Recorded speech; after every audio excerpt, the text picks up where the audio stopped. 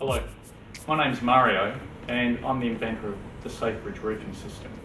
I've been in the roofing, plumbing, structural steel sectors of the building industry for about 30 years, and in that time I've always wanted to look at what would be the most efficient way to do something. Now, with changes that occurred in 2008 in the building code, according to the Section J part of the building code, it meant that no longer were we able to squash down the insulation in roofs, in commercial roofs on purlin systems. So what that meant essentially was that the wool was not allowed to be squashed and spacers were introduced into the roofing industry. What's a spacer?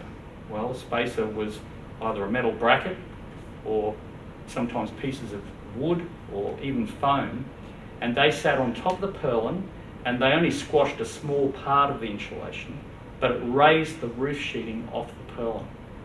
And that allowed for what they call a full recovery of the insulation, and hence they got the R value that was warranted for the building.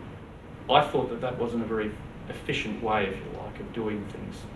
And it was because of that reason that I invented the SafeBridge roofing system. Well, SafeBridge is essentially a structural steel system. It's actually a new kind of bridging that fits in between the purlins, and it sits lower down than what normal bridging would. But that bridging is strong enough to support the safety mesh, which is essential for safety for roofers working at height, and then the insulation can sit on top of that. Now, the depths of purlins obviously vary, but let's say the average purlin would be perhaps 200 millimeters deep. That means that we can have insulation up to 200 millimeters, or no, insulation up to about probably 160 millimeters deep within the roof structure itself, and not having it on top like everybody else is doing. So that's what the SafeBridge system is.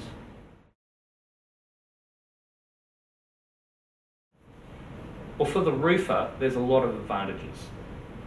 The first thing is the way the safety mesh or safety wire is installed. Traditionally, when we, in a normal building situation, we'll run the wire across the purlins. What happens is that those purlins have to be drilled out every 150 millimeters. That's a lot of work on a large scale building. That's a lot of work of drilling holes all the way along the side of the building and then going to the other side, drilling that all out, and then attaching the wire, pulling it across, sometimes with a wire puller, but depends. So straight off the bat, there's no drilling out of the purlins, and that is quite a significant cost saving for the roofer. Also, in normal roofing, the wire, the safety mesh, has to get lapped. Even lapping the wire can become an issue, and it's unfortunate that there have been fatalities on building sites where it was incorrectly lapped. And in the SafeBridge system, there is no lapping of the wire because the wire is running the opposite way in between the purlins, no laps at all, so we don't lose 10% of the wire or 20% of the wire. And of course, there's no joining of the wire either. Those laps now have to be joined at certain intervals, and so all of that extra work is negated by the SafeBridge system. The next real advantage for SafeBridge, as opposed to other systems, is that the roofer can see all the purlins. You see, in a normal building practice, with the insulation going across the purlins, they're hidden. And so the roofer has to somehow place his foot on that purlin, and that's where accidents occur. So it's, in actual fact, SafeBridge is sort of like what we call dry laying a roof, where you can see the purlins, you can just put the sheet straight down, there's absolutely no confusion there at all. And so that's a real advantage, because in the spacer systems, those spacers have to be applied through the insulation on top of the purlin, and you can never be sure that you're right in the centre of the purlin or that you're not off to the side, and all those things can affect the quality of the job. The other thing is that the roof sheets are now fixed directly to the purlin. What advantage does that have? Well, if you've got a spacer system, the box gutters, the ridge caps, barge caps are all enlarged in size because you've got that extra depth that has to be accounted for. So that is another impact on the cost of the overall roofing envelope.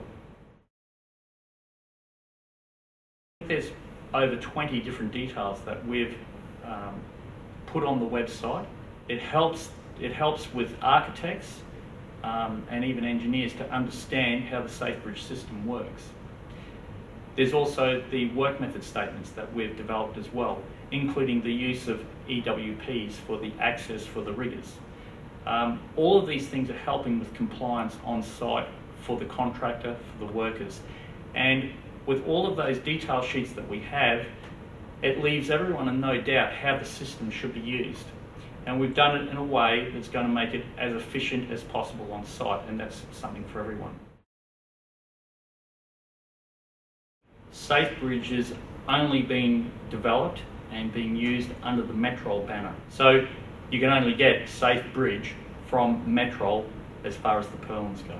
Along with that as well, CSR Bradford spent a lot of time and effort with me in developing the thermal achievement that we can get, and we can get from R4.8 even up to R10. So the manufacturers that are involved in the SafeBridge system are Metrol, who make the purlins, the bridging and the stabiliser brackets, and CSR Bradfords, who are involved with the manufacture of the safety mesh and the insulation. For the SafeBridge system to work efficiently for all the players involved, including the roofers, the purlin spacing is very, very important. We've set the purlin spacing at 620 millimetres, 920 millimetres, 1220 millimetres and 1380. The reason why is because it's supporting the safety mesh and the insulation. And the safety mesh and insulation can only be made or manufactured in certain widths. It's been proven that most buildings are able to be done that way, and certainly if they're sitting at 1220 as a purlin spacing, that's a good width because it also is good for the roofing itself.